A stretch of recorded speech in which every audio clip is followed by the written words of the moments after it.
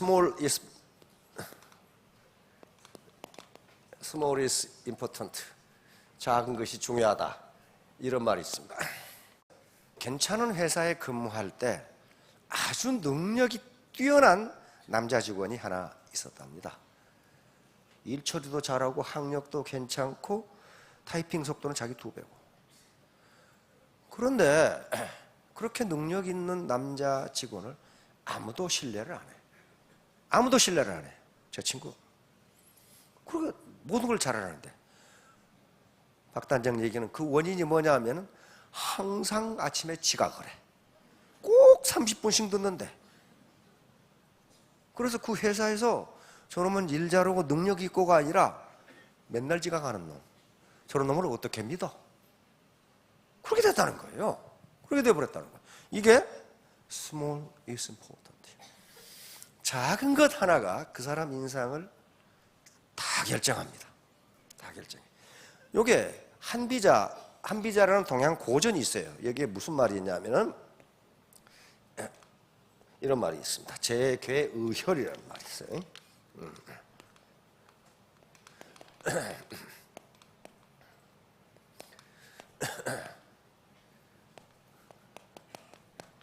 그러니까 이게 쟤는 이 제방입니다. 제방. 요 방죽 호수의 제방.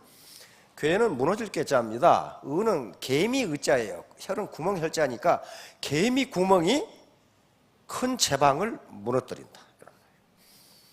그래서 그 예를 쏙 한비자에 보면 드러났어요. 드러났어요.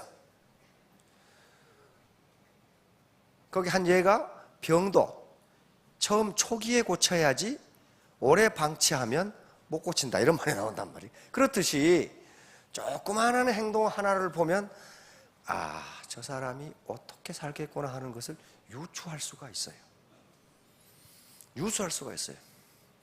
일본의 저명한 이 국제 비서가 쓴 책에 신뢰받는 남자, 신뢰받지 못하는 남자라는 책이 있어요.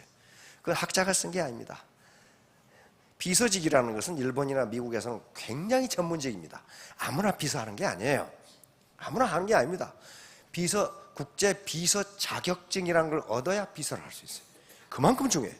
왜냐하면은 그 상사의, 자기가 모시는 상사의 의도를 알아야 되고, 그 다음에 다음 회의가 있으면 회의록을 작성해야 돼. 회의록을 작성하고 회의 때 통역을 해야 돼. 통역을 하고 회의 끝나면 회의 결과를 다시 보고서를 작성해서 올려는 게 비서예요. 그러니까 그건 국제 비서 자격증이라는 제도가 있어요. 일본에도 그런 사람이 있어요. 그런데 일본 같은 경우는 거의 세계의 메이저 기업들이 일본 동경에 지사를 두고 있는 경우가 많아요. 도쿄에. 그러니까 거기에는 국제 비서들이 있어요. 그러면 미국에서 CEO가 오면은, 일본 CEO가 오면은 그 사람을 통역해서 영어로 얘기를 해야 되고, 회의를 영어로 진행해야 되고, 그것을 회의 끝나면 결과를 영어로 CEO한테 보고하는 일을 한단 말이에요. 그런데 이 사람이 한 말에 무슨 말이 있냐면은, 누가 신뢰를 받지 못하고 신뢰를 받는 한 여러 가지가 있는데 그 중에 약속 시간을 어기는 사람, 이것은 절대로 신뢰를 받지 못한다. 한 번은 자기가 모시는 CEO가, 일본 CEO가 저쪽 이 밑에 후쿠오카에서 회의가, 일본 회사하고 회의가 약속되어 있었는데 도쿄에서 비행기가 안 뜨는 바람에 그걸 못 간 거예요. 그럼 어때요? 자기가 잘못 온 것도 아니고 비행기가 안 가버린 거예요. 비행기가 지연돼 버린 거예요. 그런데 그건 자기 사정이고 상대방 입장에서 보면은 몇 시간을 낭비한 거예요. 지금 상대방 가서 기다리니까. 그렇죠? 그러니까 내 입장이 아니고 상대방 입장에서 보면 내가 나 때문에 상대방이 몇 시간을 낭비했다. 그래가지고 가가지고 계속 사죄를 하고 그 다음부터는 먼 곳에서 회의가 있으면 그 CEO가 하루 전에 간답니다. 왜? 상대방에게 신뢰를 잃지 않기 위해서. 저 사람은 약속 시간에 반드시 나온다. 그렇게 하지 않으면 비즈니스를 할 수가 없다는 거예요. 왜 이런 이야기를 제가 하느냐 하면요, 우리 아무것도 아닐 것 같은데 시간을 계속 어기는 사람이 있어요. 근데 부득이한 사정으로 어기면 괜찮은데 어긴 사람이 계속 어겨. 꼭 늦어. 꼭 10분, 20분 늦어. 여기도 보면은 다 앉았는데 강의하는데 혼자 걸어와서 나오라고 그러고 지가 들어가. 이건요, 예의가 아닙니다. 이미 강의가 시작됐으면 일본 같은 경우는 문 다 닫아버려요. 일본이나 미국은 강의 시작한 다음에 들어가는 사람은 절대로 못 들어가게. 그래도 우리는 원정주의 사회이기 때문에 그게 가능한데요. 그건 굉장한 신뢰입니다. 그거 하나 못 지키는 사람이 어떻게 로얄이 되겠냐는 거예요. 지금 제가 하는 얘기는 바로 이 개미 구멍 하나가 그 사람을 무너뜨려요. 그 유능한 남자 사원이 아침에 지각한다는 사실 때문에 그 회사에서 아무도 그 사람을 믿지 않는단 말이에요. 약속, 출근 시간 하나 제대로 못 지키는 사람이 무슨 중요한 일을 하겠느냐, 그렇게 생각한다는 거예요. 그래서 어떤 회사의 사장님이 그러십니다. 회사에서 승진하는 가장 쉬운 방법은 남들보다 30분 일찍 출근하는 것이다. 그거 하나만 해도 윗사람은 달리 본다. 그 사람 달리 본다. 도전, 챌린지. 우리 환경은 우리에게 계속 도전해 옵니다. 가장 센 도전이 시대의 변화입니다. 산업의 변화고 시대의 변화, 가치관의 변화, 이런 것들이 우리에게 도전해 오는데 거기에 리스판스, 내가 어떻게 반응하느냐 하는 문제예요. 자, 오늘 처음 온 분은 이 세 가지가 의문일 겁니다. 다시 말하면 이 사업을 할 것인가 말 것인가. 다시 말하면 내가 뿌린 대로, 내가 땀 흘린 대로 거둘 수 있느냐 하는 문제. 두 번째는 나 같은 사람도 성공할 수 있느냐. 다시 말하면 나는 전업주부였는데, 나는 공직자였는데, 나는 학교 선생님이었는데. 세 번째는 그러면 어떻게 해야 성공하는가. 이 문제는 어느 날 갑자기 해답이 나오는 게 아닙니다. 계속 센터 또는 스폰서하고 대화를 통해서 이 세 가지에 대한 결론은 자기가 낼 수밖에 없어요. 누가 아무도 안 해줘요. 결론적으로 이야기하면 애터미 사업은 빅비즈니스입니다. 글로벌 빅비즈니스인데 한 달에 최고 5천만 원까지 벌 수 있어요. 지금 그런 사람이 있으니까 그건 실증적인 예가 나왔단 말이에요. 거의 한 100명 된단 말이에요. 그렇다면 이 빅비즈니스를 하는데 어떻게 해야 될 것이냐. 자, 바로 자기 암시 문제예요. 자기 암시. 자기 암시. 나는 할 수 있다. 이 사람 알죠? 네.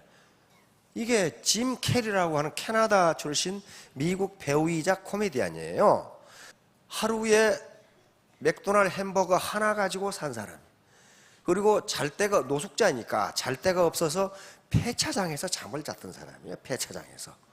그런데 항상 지갑에는 1,000만 불짜리 수표를 넣어 다녔어요. 1,000만 불짜리, 1,000만 달러짜리 지가 만들어가지고 지 지갑에다가 1,000만 달러짜리를 넣고 다녔어.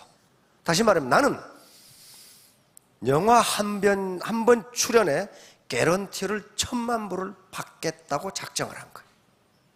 결국 에이스 벤츄라 케이블 가이가 성공하면서 2천만 달러를 받았어요. 그러니까 한 번 출연에 200억을 받은 겁니다. 그런데 얼마 전에 우리 텔레비전 이 케이블 TV를 보니까 이 사람이 나왔어. 이 사람이 나와서 지금도 수첩에다 그걸 들고 다녀. 1,000만 불짜리 수표를 여기 보여주는데 노돌노돌해. 이걸 보여주더라고. 이게 내가 항상 가지고 다니는 1,000만 달러짜리 수표라 이거야. 그런데 이걸 내가 꼭 이렇게 되겠다고 각오를 하고 넣고 다녔는데 지금도 넣고 다닌다. 그렇게 얘기를 해. 그러니까 이게 뭐예요? 자기 암시예요. 나는 반드시 한 번 출연에 100억을 받겠다. 근데 200억을 받았어. 여러분들 또 나는 5천댁이 될 만한 자격이 있다. 그렇게 생각하시라는 거예요. 그렇기 위해서는 세 가지 공부를 해야 돼. 바로 머리 공부, 마음 공부, 몸 공부예요. 머리 공부는 뭔가 알아야 돼요. 옛날 우리 속담에 어르신도 알아야 면장한다고 그러죠. 면장시킨다고 아무나 하는 게 아닙니다. 그리고 호적이라도 만들 줄 알아야 면장이 되는 거 아니에요. 알아야 면장. 알아야 돼. 애터미 시스템에 대해서 알아야 돼. 무슨 지금 대학 가서 공부를 하는 게 아니에요. 도대체 이 네트워크 마케팅이라는 것이 어떤 시스템을 가지고 움직이는지에 대해서는 알아야 될 거 아니에요. 근데 이 세 가지 공부, 몸 공부는 몸으로 뛰어야 된다는 겁니다. 책상에 앉아서 해가지고는 안 돼요. 가장 중요한 게 가운데 마음 공부예요. 마음이 정직하지 못하고, 지난 시간에 제가 소개했죠. 우리 이회수 작가님이 나쁜 놈이란 뭐라고 그랬어요? 나쁜 놈이란 나쁜 놈이다. 다른 사람은 생각도 안 해. 나만 생각해. 인문적 소양. 여기에 없으면요, 내 텀이 사업 아니라 제 텀이 사업을 해도 안 돼요. 무슨.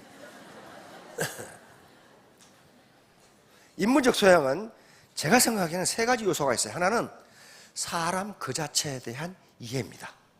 사람 그 자체에 대한 인정, 사람 그 자체에 대한 인권의 인정. 이게 첫 번째예요. 모든 사람은 천부적인 하늘로부터 부여받은 인권이 있다. 이걸 인정해줘야 돼. 그렇죠? 나만 잘 먹고 잘 살아야지. 내 파트너를 이용해서 내가 부자 돼야지. 요건 인문적 소양이 빵점이야. 출발부터. 그렇죠?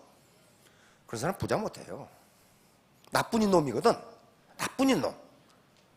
두 번째는 사람과 사람 사이의 관계예요. 인간관계. 나 혼자 사는 게 아니잖아요. 나 혼자 살면 갓길로 달리고 길거리에 담배꽁초 버려도 상관은 없어요. 그렇죠? 근데 사람과 사람, 이게 지금 사회적, 인간은 사회적 동물이다 아리스토텔레스? 그건 내가 이런 짓을 하면은 저 사람에게 무슨 피해가 돌아갈까 하는 걸 생각하는 게 두 번째 요소예요. 내가 새치기를 하면은 다른 사람이 어떤 피해를 보는가, 이게 두 번째 요소예요. 세 번째 요소는 사람 사는 세상에 대한 이해예요. 사람 사는 세상은 아리스토텔레스가 뭐라고 그랬어? 혼자 살 수 있는 인간은 신 아니면 야수다 그랬어요. 신 아니면 야수. 근데 인간이 신은 없으니까 그럼 야수다 그런 거예요. 우리가 사회를 이루고 산다는 것은 도덕적 의무를 지켜야 돼. 그렇죠? 요 세 가지를 못하면 이게 인문적 소양이 없는 사람, 무슨 역사를 안다, 철학을 한다, 그거하고 전혀 관계가 없어요. 그러니까 저것은 인간으로서의 기본 도리를 아는 거예요. 도전과 응전. 이건 아놀드 토인비의 역사 철학입니다. 문명사관이죠. 아놀드 토인비는 영국의 역사가인데, 역사를 한 국가나 한 민족 단위로 보지 않고 문명이라는 단위로 보았습니다. 그래서 바로 문명이 발전하고 융성하고 쇠퇴하는 것은, 그것은 도전과 응전이라고 봤어요. 항상 외부 환경은 우리에게 도전해 오는데, 이 도전을 이겨내면 그 문명은 발전하고 성장한다. 그 도전을 이겨내지 못하면 그 문명은 쇠락하고 망한다 그랬단 말이에요. 여기서 문명, 그러니까 야, 이건 뭐 추상적인 얘기 아닌가? 그렇지 않고 개인이나 기업이나 조직이나 국가도 반드시 외부 도전이 있습니다. 여기 지금 우리 국민들도 마찬가지예요. 지금 1960년대부터 경제개발이 62년부터 시작해서 죽어라고 앞만 보고 한 30년, 40년 일을 했는데 나중에 딱 퇴직하고 보니까 노후 자금이 없다, 이런 문제 직면했어요. 이게 시대가 나한테 지금 도전해 온 거예요. 이걸 어떻게 극복할 것이냐. 그러니까 개인 같은 경우도 시험에 낙방한다든가 승진에 탈락한다든가 아가씨가 고무신 거꾸로 신고 도망간다든가, 이게 많아요. 회사도 마찬가지예요. 판매 부진이라든가 시장 점유율 감소라든가, 그리고 결국 도산한다든가. 국가도 이런 재난이 많습니다. 가뭄이나 천재지변, 전쟁, 이런 게 많은데 이걸 어떻게 극복했냐는 거예요. 그래서 토인비는 에집트 문명의 예를 들었습니다. 나일강은 계속 범람하죠. 죽어라고 논 경계 만들어서 농사 지어놓으면 홍수가 나면 싹 없어져 버려요. 황금강도 마찬가지고 인더스강도 마찬가지고 유프라테스, 티그리스강도 마찬가지였어요. 거기서 세계 4대 문명이 발생한 거란 말이에요. 도전을 이겨낸 응전의 결과예요. 외부 도전에 대한 응전은 누가 하느냐? 토인비는 그걸 창조적 소수, 크리에이티브 마이너리티라고 그랬어요. 아무나 하는 게 아니다. 그러면 회사도 창조적 소수가 있어야 되지만은 가정도 창조적 소수가 있어야 돼. 그래야만 그 가정이 빈곤으로부터 탈출할 수 있어요. 개인의 입장에서는 개인이 창조적 소수가 돼야 돼. 아침에 30분 빨리 출근하는 것도 그 사람이 창조적이기 때문에 그래요. 늦게 출근하는 그놈은 창조적이지 못해. 한니발 장군이라고 혹시 들어보셨나요? 못 들어보셨으면 이 시간 이후 들어보신 걸로 그렇게 하시면 됩니다. 인류 역사상 가장 훌륭한 전략가 중에 한 분이고 전략 전술을 만들어낸 사람입니다. 로마가 이 로마와 카르타고의 전쟁이 3번 있었는데 이걸 포에니 전쟁이라고 하는데, 한니발 장군은 바로 제2차 포에니 전쟁을 이끈 카르타고의 장군입니다.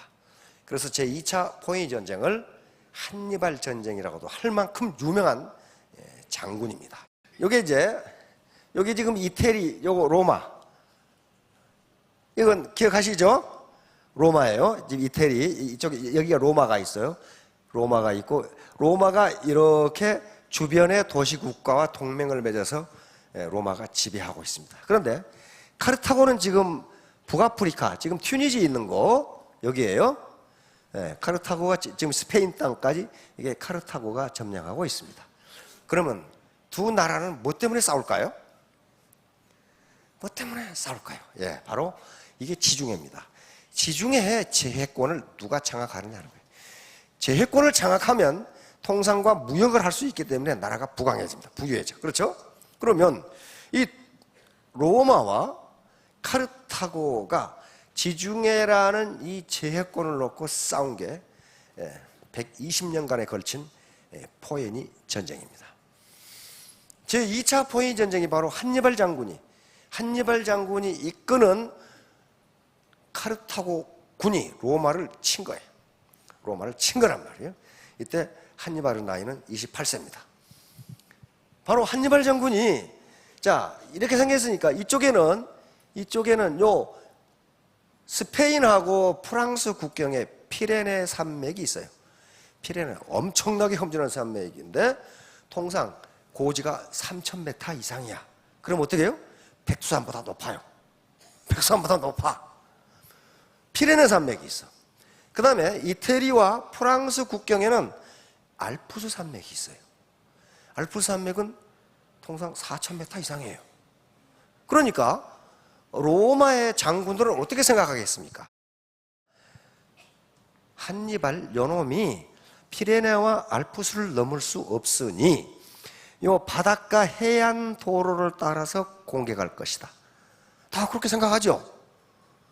여러분들이 로마의 장군이라고 생각해 보세요. 그러면 요놈이 정신 빠진 놈이 아니고서야 어떻게 3,000m 피레네 산맥, 4,000m의 알프스 산맥, 그것도 겨울이에요, 겨울에 어떻게 넘어오겠냐, 그렇게 생각했어요. 그래가지고 로마군은 요 해안가에다가 로마 군단을 배치했어. 요놈이 오기만 오면은 격파해버려야겠다.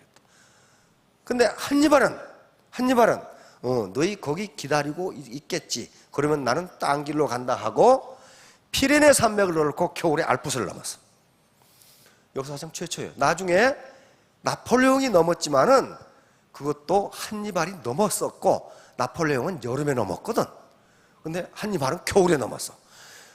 이 카르타고에서 6만 명의 보병, 그리고 80여 마리의 전투 코끼리, 그리고 3만 명 정도의 기병을 이끌고 피레네를 넘고 알프스를 넘어서 공격한 거예요.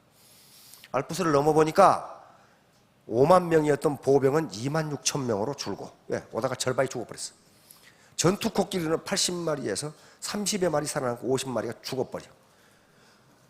이게 겨울에 알프스를 4,000m를 넘는데 어떡하겠냔 말이야. 기병은 10,000명이 남았어. 근데 이때 한니발이 뭐라고 그랬냐 하면 부하들이 길이 없습니다.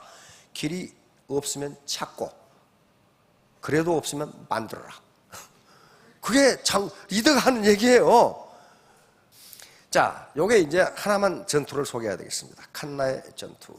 이건 역사적으로 매우 유명하고 사관학교에서는 반드시 배우는 전투이고, 왜냐하면은 여기에 기본 전술이 나와 있으니까 요걸 만든 게 한니발 장군이에요. 자, 여기 지금 요 빨간 게 로마 군단입니다. 로마 군단은 그 당시에 가장 강력한 보병 군단이었어요. 로마 군단이 어떻게 배치를 했냐면요. 이렇게 팔랑스를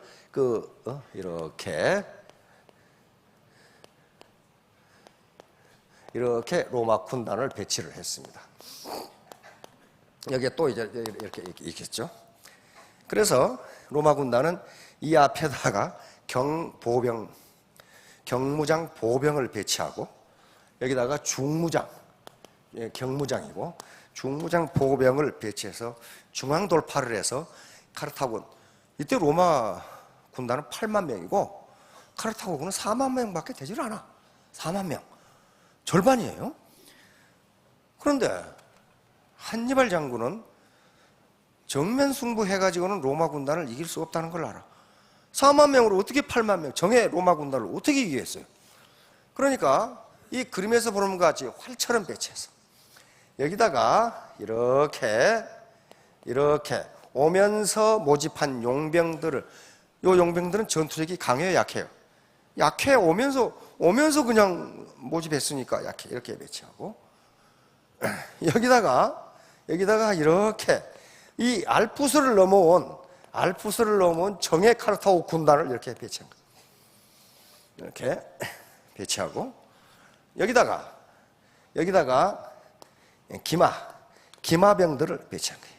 기마군단을 배치했어요. 여기다 기마군단을 이렇게 이쪽에 로마도 여기에 기마군단을 배치. 그런데 로마는 보병 중심이기 때문에 기마전에는 약해. 말 타고 전투하는 게 하루 이틀에 되는 일이 아니에요. 말 타기도 어려운데 거기서 전투를 해야 돼.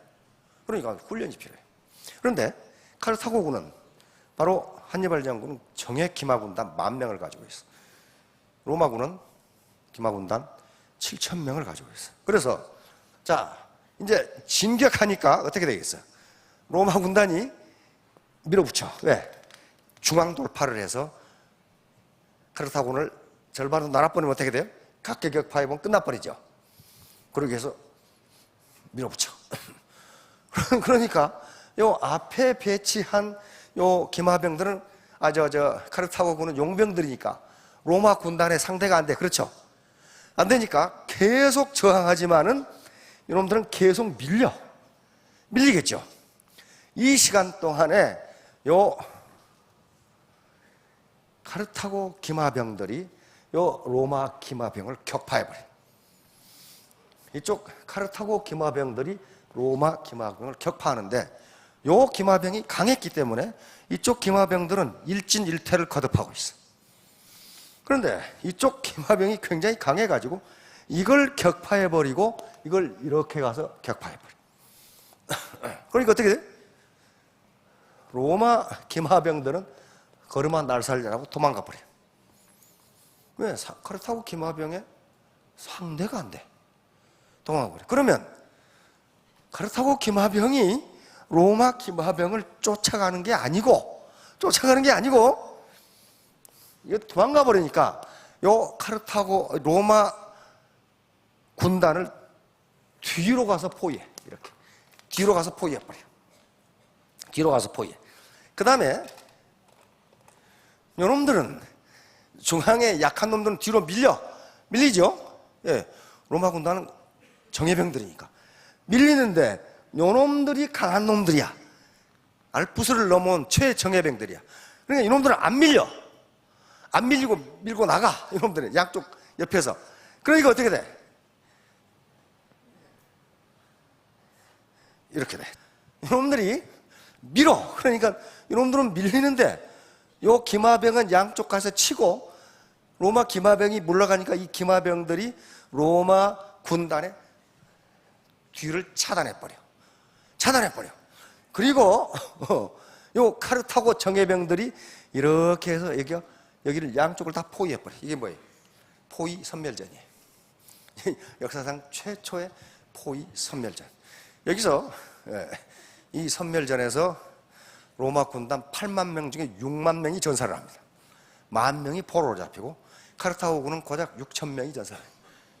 이렇게 뛰어난 전술을 여기서 구사한 거예요. 이 작전을 뭐라고 부르냐면, 그러니까 이게 망치와 모루 작전이라 그래요.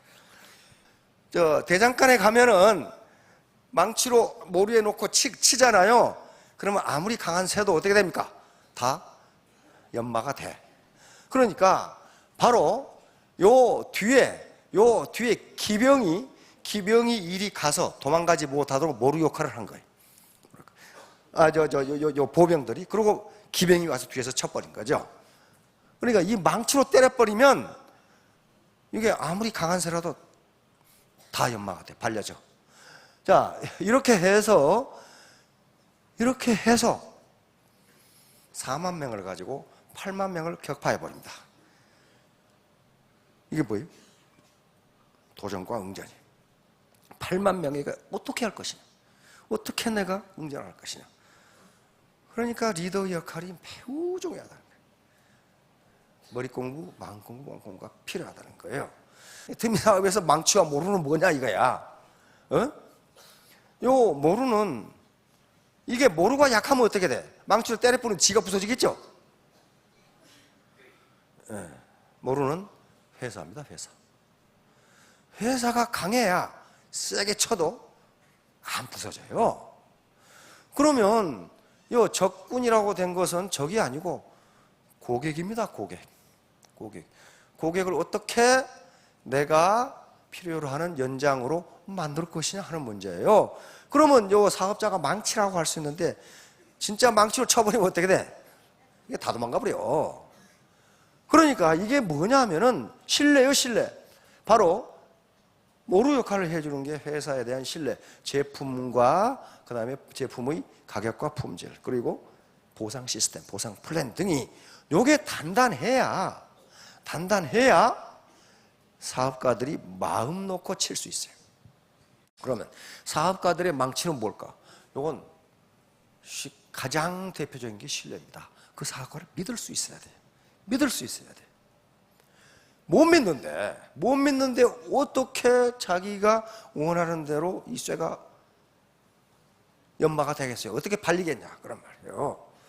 그러니까 이게 아주 전쟁에서 기본적인 전략이에요.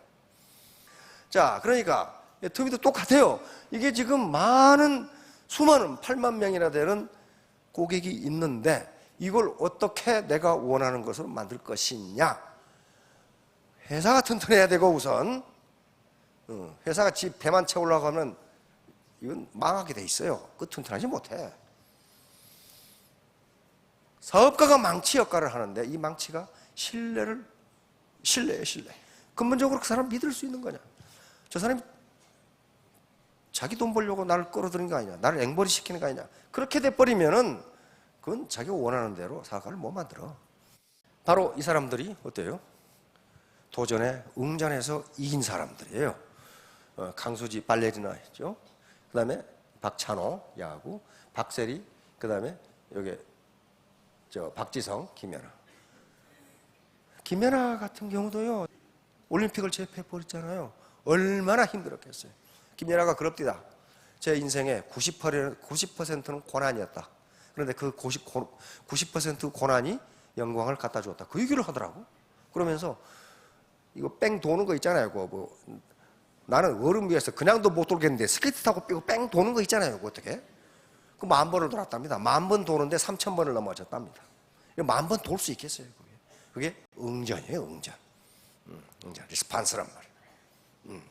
그러니까 모델료 한 번 출연하는데 10억 받는다. 아이고, 연하는 좋겠다. 여러분 10,000번 돌아봐요. 정신이 뱅글뱅글 돌지 이게. 그렇게 해서 얻은 거란 말이에요. 절대로. 그러니까 자기 인생의 90%는 고난이었는데 그 고난이 영광을 갖다 줬다고 얘기를 한단 말이에요. 자, 이게 이렇게 되는 게 그냥 될 것 같냐 이 말이에요. 절대로 안 돼요. 얼마나 고난을 거쳐야 이게 이렇게 되겠냐. 심지어는 다이어트까지도 고난을 거치지 않으면 안 됩니다. 세상에 공짜는 없어요. 공짜는 없어요. 외부 도전에 과감하게 응전하십시오. 또는 도전하십시오. 도전해야 돼. 요거 어디서 본 것 같죠? 그레디에이터라는 영화의 한 장면입니다. 막시무스 장군이 황제가 막시무스를 제거하려고 로마 군단의 장군이죠. 막시무스. 이 막시무스를 죽이려고 자기 부하들하고 호랑이를 집어넣죠. 가만히 있으면 어떻게 돼? 죽어요. 죽어. 그러나 막시무스는 응전을 했죠. 응전을 했어요. 제수들하고 같이. 로마의 장군이기 때문에 전술을 잘하라. 전술을 잘하니까 이렇게 원을 만들어서 사방에서 응전할 수 있도록 해서 결국 다 죽이죠. 자, 일신 우일신, 이건 대학에 있는 얘기입니다. 지금부터 3600년 또는 3800년 전에 상나라를 창건한 탕왕이 이렇게 했다고 나와요. 3600년 전이면요, 시대의 변화가 지금보다 훨씬 늦은 시대예요. 그런데 세숫대야에다가 이렇게 적어놓고 매일 봤다는 거예요. 대학에 있는 내용입니다. 대학 전문 제2장에 있는 내용인데, 탕지 반명왕, 탕임금이, 탕왕이 세숫대에다 써놓은 것에 말하기를, 그 말이에요. 자, 구일신 진실로 고자입니다. 날마다 진실로 날마다 새로워져라. 날로 새로워져라. 또 날로 새로워져라. 이게 3800년 전에 리더가 했던 마음가짐이에요. 변화가 별로 없는 시대에 리더는 날마다 새로워지지 않으면 이 나라를 끌고 갈 수 없다고 탕왕은 느낀 거예요. 그렇다면 리더에 위치해 있는 사람도 날마다 새로워지지 않으면 끌고 가기 힘들어요. 이것은 창조적 소수가 하는 일입니다. 여기 계신 분들은 전부 자신은 창조적 소수라고 생각하십시오. 적응적 다수가 아니에요. 전부 리더가 될 건데, 애터미는 5천만 원이라는 리미트가 있기 때문에 전부 다 자기가 대표 사업자라고 생각하시면 돼. 그러면 자기가 창조적 소수가 되지 않으면요, 대표 사업자가 될 수가 없어요. 그게 바로 요 9일신, 1일신, 우일신이 말해주는 겁니다. 여시구진은 시대의 변화와 더불어 함께 가자. 나 혼자 가는 게 아니고 우리 파트너, 우리 형제 라인 시대의 변화와 더불어 함께 가자. 자, 금년에 모두 함께 하셔서 3년 후, 5년 후에 모두 스타마스터, 로얄마스터가 되시기 바랍니다. 네, 감사합니다.